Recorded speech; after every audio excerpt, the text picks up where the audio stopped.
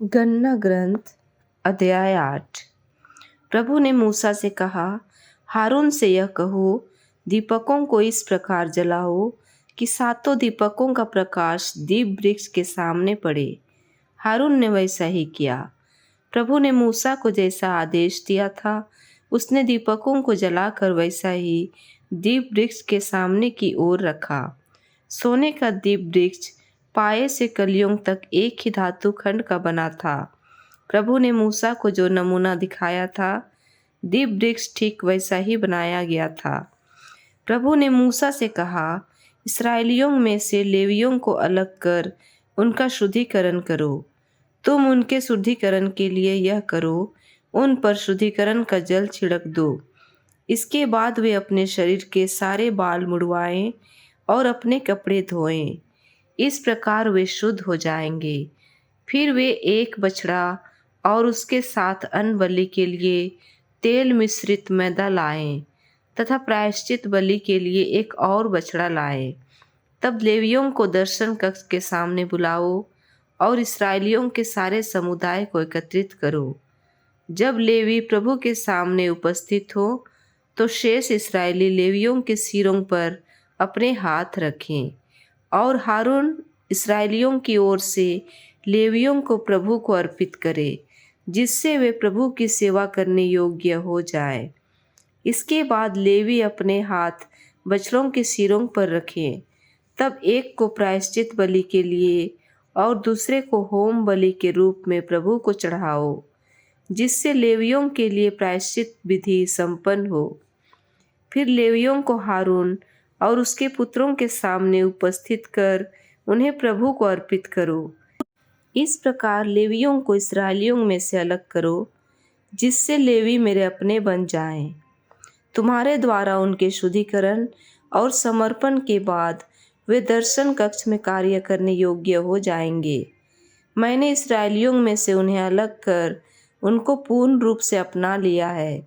मैंने सब इस्राएली पहलौठों के बदले उनको अपने लिए अलग किया, क्योंकि इस्राएलियों के सब पहलौठे मेरे ही हैं, चाहे वे मनुष्य के हों या पशुओं के। मैंने मिस्र देश में जिस दिन सब पहलौठों को मारा था, मैंने उसी दिन उन्हें अपने लिए अलग किया। अब मैंने इस्राएलियों के सब पहलौठों के स्थान पर लेवियों को ले लिया है और इस्राएलियों में से लेवियों को अलग कर हारून और उसके पुत्रों को उन्हें इसलिए दिया है कि वे इस्राएलियों की जगह दर्शन कक्ष की सेवा करें और उनके लिए प्रायश्चित करें, जिससे इस्राएलियों में यदि कोई पवित्र स्थान पास आए तो उस पर कोई विपत्ति नहीं पड़े।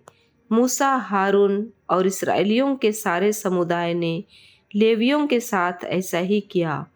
प्रभु ने मूसा को लेवियों के संबंध में जैसा आदेश दिया था, इस्राएलियों ने उनके साथ वैसा ही किया। इसलिए लेवियों ने अपने को पवित्र किया और अपने वस्त्र धोए। फिर हारून ने उनको प्रभु को अर्पित किया और उनके शुद्धिकरण के लिए प्रायश्चित विधि संपन्न की। इसके बाद लेवी हारून और उसके पुत्रों के निर्देशन में दर्शन कक्ष में सेवा करने लगे। प्रभु ने मूसा को लेवियों के संबंध में जैसा आदेश दिया था, लोगों ने उनके साथ वैसा ही किया। प्रभु ने मूसा से कहा, लेवियों के लिए नियम यह होगा, वे 25 वर्ष की उम्र से दर्शन कक्ष में सेवा करने आएंगे। वे 50 वर्ष की अवस्था में इस सेवा से मुक्त हो जाएंगे और उन्हें इसके बाद सेवा नहीं करनी होगी। दर्शन कक्ष के सेवा कार्यों की देखभाल में वे अपने भाइयों की सहायता कर सकेंगे, परंतु वे इसके लिए बाध्य नहीं होंगे। तुम इस प्रकार लेवियों का कर्तव्य निर्धारण करोगे। गणना ग्रंथ अध्याय 9। मिस्र देश से बाहर आने के बाद दूसरे वर्ष के पहले महीने में प्रभु ने सीनै के उजाड़ खंड में मूसा से कहा, इस्राएली निर्धारित समय पर पास्का पर्व मनाएं। इसी महीने के 14वें दिन की शाम को उसे उसके सब नियमों और आदेशों के अनुसार मनाओ। इसलिए मूसा ने इस्राएलियों से पास्का पर्व मनाने को कहा। उन्होंने पहले महीने के 14वें दिन ठीक इसी दिन संध्या समय सीनै के उजाड़ खंड में पास्का का पर्व मनाया। प्रभु ने मूसा को जैसा आदेश दिया था, इस्राएलियों ने उसे वैसा ही मनाया। लेकिन कुछ लोग ऐसे थे जो किसी मनुष्य के शव के स्पर्श से अशुद्ध होने के कारण उसी दिन पास्का का पर्व नहीं मना सके। इसलिए वे उस दिन मूसा और हारून के पास आकर उनसे कहने लगे, हम शव का स्पर्श करने के कारण अशुद्ध हो गए हैं। हमें अन्य इस्राएलियों के साथ निश्चित समय पर प्रभु को बलि चढ़ाने से क्यों रोका जा रहा है? मूसा ने उन्हें उत्तर दिया, ठहरो, मैं पता लगाने जाता हूँ कि तुम्हारे विषय में प्रभु की क्या आज्ञा है। इस पर प्रभु ने मूसा से कहा, इस्राएलियों से कहो, यदि तुम में या तुम्हारे वंशजों में कोई किसी के शव का स्पर्श से अशुद्ध हो जाए या कोई दूर यात्रा पर हो, तो भी उसे प्रभु के लिए पास्का का पर्व मनाना चाहिए। वे उसे दूसरे महीने के 14वें दिन की शाम को मनाएं। वे पास्का का मेमना बेखमीर रोटी और कड़वी भाजी के साथ खाएं। वे उसमें से दूसरे दिन के लिए कुछ भी नहीं छोड़े, उसकी एक भी हड्डी नहीं तोड़े। वे पास्का का उत्सव सब निर्धारित नियमों के अनुसार मनाएं। जो व्यक्ति शुद्ध है और यात्रा नहीं कर रहा है, फिर भी पास्का का पर्व नहीं मनाता है, वह अपने लोगों से बहिष्कृत किया जाए, क्योंकि उसने निर्धारित समय पर बलि नहीं चढ़ाई। उसका पाप उसके सिर पड़ेगा। यदि तुम्हारे साथ कोई विदेशी प्रवासी हो और वह प्रभु के लिए पास्का का पर्व मनाना चाहे, तो वह पास्का के लिए निर्धारित विधियों और आदेशों के अनुसार उसे मना सकता है। तुम्हारे साथ रहने वाले प्रवासी और स्वदेशी दोनों के लिए एक ही विधि होगी। जिस दिन निवास का शिविर लगाया गया था, उस दिन बादल ने निवास को विधान पत्र के तंबू को ढक लिया था। वह निवास के ऊपर शाम से सवेरे तक अग्नि ज्वाला की तरह छाया रहा। ऐसा बराबर होता रहा। बादल दिन में उसे ढके रहता था और रात को उसके ऊपर अग्नि जैसा दिखाई देता था। जब बादल शिविर से हट जाता था, इस्राएली प्रस्थान करते थे और जहाँ बादल ठहर जाता था, वहाँ इस्राएली अपना पड़ाव डाल दिया करते थे। प्रभु की आज्ञा पाकर इस्राएली प्रस्थान किया करते थे और प्रभु की आज्ञा के अनुसार वे पड़ाव डाला करते थे। जब तक बादल निवास के ऊपर ठहरा रहता था, वे जहाँ थे वहीं रह जाते थे। जब बादल निवास के ऊपर बहुत दिनों तक ठहरा रहता, तब इस्राएली प्रभु की आज्ञा मानकर प्रस्थान नहीं करते। कभी कभी बादल थोड़े ही दिन निवास पर ठहरता था। इस्राएली प्रभु की आज्ञा मानकर पड़ाव डालते और फिर प्रभु की आज्ञा पाने के बाद प्रस्थान करते थे। ऐसा भी होता कि बादल शाम से सुबह तक रहता, तब इस्राएली सवेरे जब बादल उठता प्रस्थान करते। जब बादल एक दिन और रात के बाद उठता, तो इस्राएली प्रस्थान करते। अथवा कभी ऐसा होता कि बादल 2 दिन या 1 महीना या इससे भी अधिक ठहरा रहता, तो इस्राएली तब तक अपने शिविर में रहते और प्रस्थान नहीं करते जब तक बादल निवास के ऊपर ठहरता था। वे तभी प्रस्थान करते जब बादल उठता था। इस प्रकार वे प्रभु की आज्ञा के अनुसार पड़ाव डालते और प्रभु की आज्ञा के अनुसार प्रस्थान करते रहे। प्रभु मूसा द्वारा जैसी आज्ञा देता था, ठीक वैसे ही प्रभु की आज्ञा के अनुसार ही वे करते थे।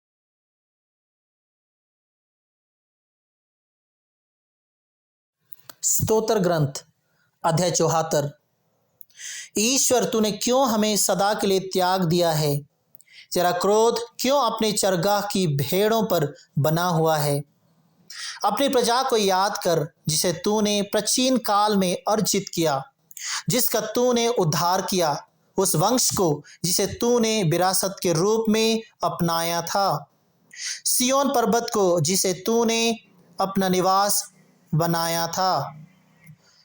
इन पुराने खंडहरों पर दया दृष्टि कर शत्रु ने पवित्र मंदिर को उजाड़ दिया। तेरे बैरियों ने तेरे प्रार्थना गृह में शोर मचाया और वहां अपने विजयी झंडे फहराए। ऐसा लगा कि वे कुल्हाड़ी घुमाते हुए झाड़ झंखट काट रहे हैं। उन्होंने कुल्हाड़ियों और हथौड़ों से मंदिर के सभी उत्कीर्ण द्वार टुकड़े टुकड़े कर दिए। उन्होंने तेरे मंदिर में आग लगाई, तेरे नाम का निवास स्थान ढाकर दूषित कर दिया।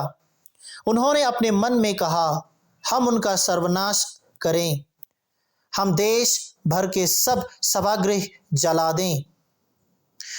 हमें कोई चिन्ह नहीं दिखाया जाता, एक भी नबी शेष नहीं रहा। हम में कोई नहीं जानता कि कब तक ऐसा रहेगा। प्रभु बैरी कब तक तेरी निंदा करता रहेगा? क्या शत्रु तेरे नाम का सदा उपहास करता रहेगा? तू क्यों अपना हाथ खींचता है? क्यों अपना दाहिना हाथ अपने सीने में छिपाता है? ईश्वर, तू आदिकाल से मेरा राजा है और पृथ्वी पर लोगों का उद्धार करता आ रहा है। तूने सामर्थ्य से समुद्र को विभाजित किया और जल में मगरमच्छों के सिर टुकड़े टुकड़े कर दिए। तूने लिब्यतान के सिर तोड़ डाले और उसे समुद्र के जंतुओं को खिलाया। तूने झरने और जलधाराएं बहाई और सदा बहने वाली नदियों को सुखाया। दिन तेरा है, रात भी तेरी है।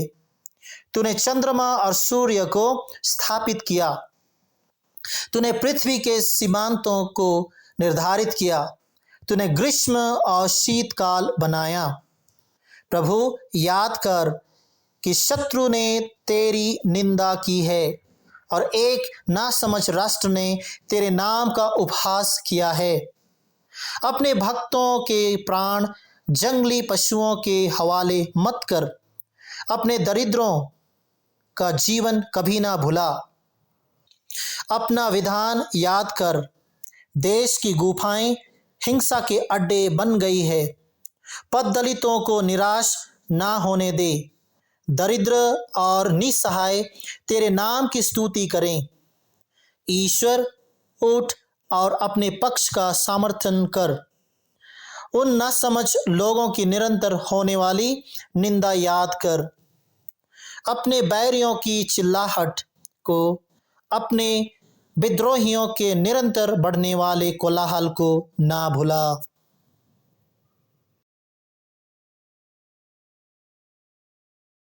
प्रेरित चरित्र अध्याय 10।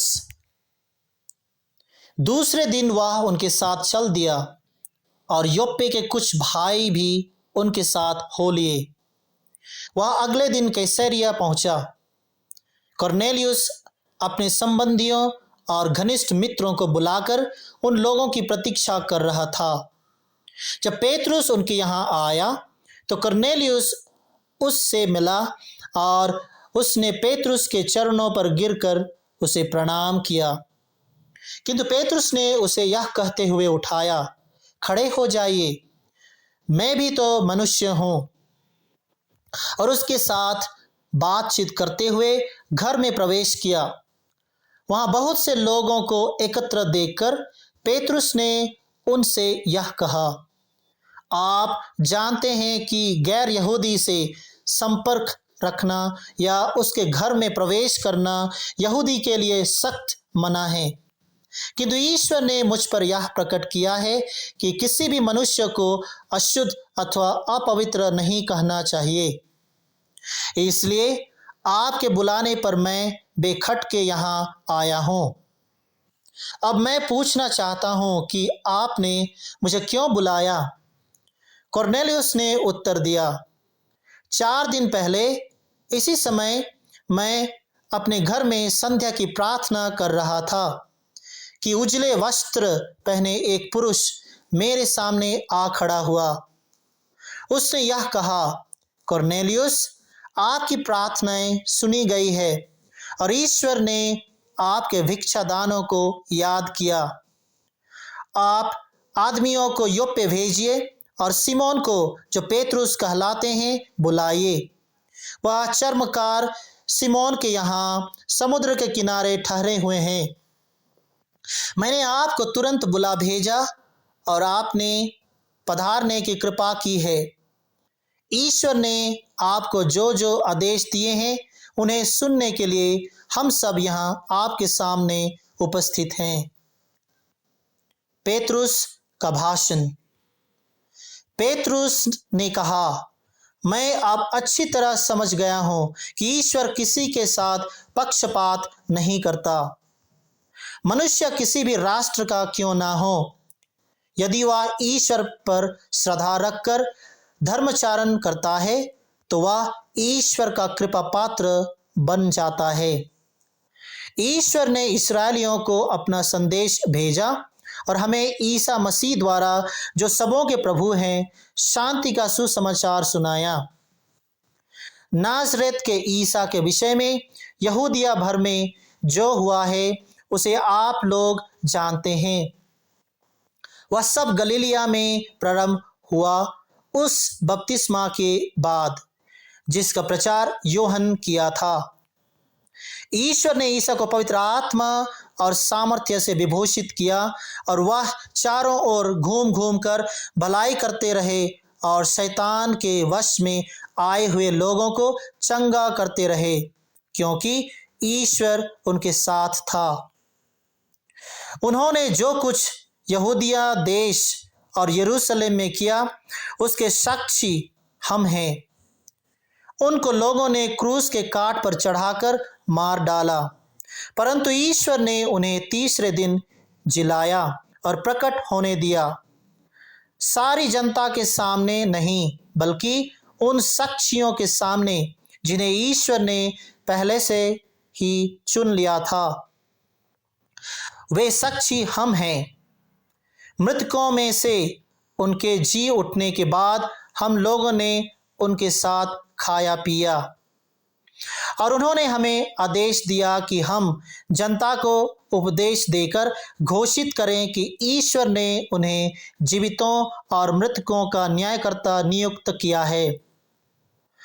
उन्हीं के विषय में सब नबी घोषित करते हैं कि जो उनमें विश्वास करेगा उसे उनके नाम द्वारा पापों की क्षमा मिलेगी। प्रथम गैर यहूदियों का बपतिस्मा। पेतरुस ने बोल ही रहा था कि पवित्र आत्मा सब सुनने वालों पर उतरा। पेतरुस के साथ आए हुए यहूदी विश्वासी यह देखकर चकित रह गए कि गैर यहूदियों को भी पवित्र आत्मा का वरदान मिला है, क्योंकि वे गैर यहूदियों को भिन्न भिन्न भाषाएं बोलते और ईश्वर की स्तुति करते सुन रहे थे। तब पेतरुस ने कहा, इन लोगों को हमारे ही समान पवित्र आत्मा का वरदान मिला है, तो क्या कोई इन्हें बपतिस्मा का जल देने से इनकार कर सकता है? और उसने उन्हें ईसा मसीह के नाम पर बपतिस्मा देने का आदेश दिया। तब उन्होंने पेतरुस से यह कहते अनुरोध किया, आप कुछ दिन हमारे यहाँ रहिए।